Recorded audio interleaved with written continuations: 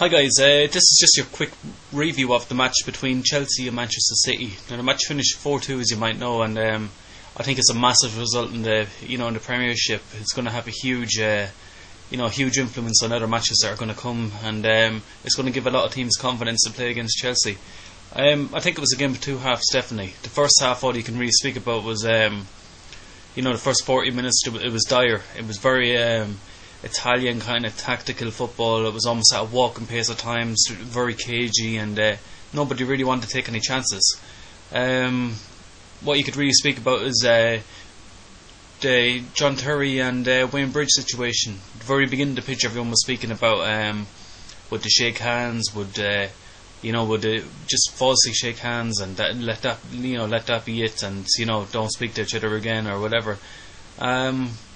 All over the internet, all over YouTube already, the videos are already up of Wayne Bridge. He completely shunned John Terry. He looked right through him like as if he wasn't even there, and just bypassed his hand and went straight onto the rest of the Chelsea players and shook all their hands. And I wasn't a bit surprised by that. I expected him to do it all day long. He's only a human being. If it was you, would you shake somebody's hand if you actually hated their guts, or would you rather just let them know, look, I don't like you, I don't respect you, and I don't care what anybody else thinks. I'm not here to put on a show for anybody else, and that's it. As far as he's concerned, he's not trying to make an example. He doesn't care. He doesn't like John Terry. He doesn't like him. That's it. He didn't shake his hand, and I think that's what it should be left at. Forget about it now. But the match itself, it was dire the first 40 minutes until it kicked into life. Frank Lampard opened the goal scoring on the 42nd minute. He got a through ball in, and he finished it off great against Shea Given, slotted it straight into the goal, and Chelsea could have capitalised straight on Man City then. They could have gotten a second goal if Joe Cole wasn't so sloppy, but his shot was tame and it led to a break for Man City. Tevez got on the end of the ball. John Terry was dire for Tevez. He completely backed off him, and he lost his pace against him. I couldn't believe it, because Carvalho was there to back him up, and Carvalho he ran alongside him, and then like as if he thought, I'm not going to get him. He just wandered off, towards the penalty line. He wasn't even looking behind him anyways to see if anybody was coming that Tevez could cut it back. But Tevez takes a shot anyways. Nobody was on the line. Carvalho had a chance to run towards the line, didn't go for it. And a tame shot missed, just completely missed by Hilario. It goes into the back of the net, and it was a soft goal to give away. And that's where you're always at your most your most weakest, when you score a goal. They say when you score a goal, you can lose concentration and letting it go straight away if you're not very careful, and that proved it today. But the second half was completely different game. It was back to a real Premiership game, a real the English Premier League and what it's all about: pace, passion, and fire. And we didn't have to wait long for another goal. Craig Bellamy, he could have cut in another player, but he runs straight in the box, and instead of even going for bottom corner, it's like as if he went straight down the middle of the goal from an angle. And Hilario was absolutely awful. He should have, his positioning was shocking, and his reaction was unbelievable as well.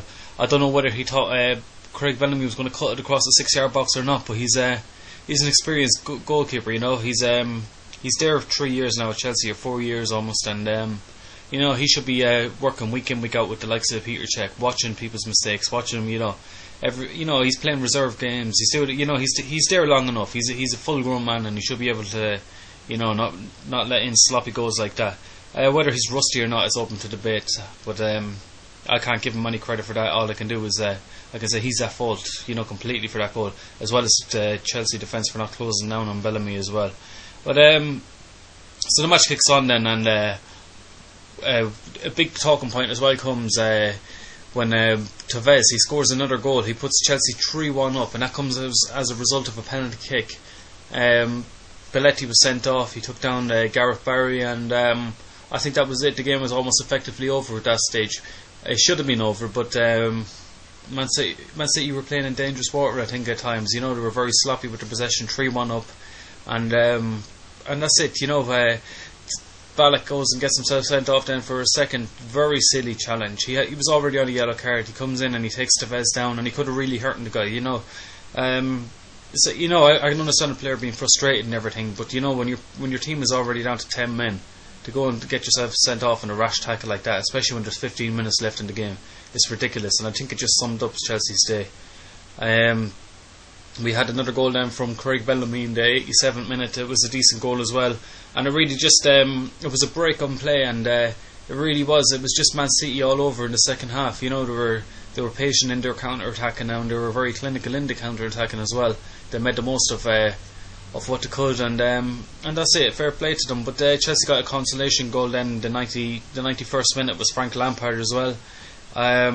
He went down the left corner of the goal. He usually goes that way, and I'm actually surprised Shea Given didn't actually just take the chance. Maybe he thought, what's he got to lose anyways? You know what I mean? I'll just go from my first instinct and let in the goal. What's the difference? It doesn't make a difference. It's 4-2.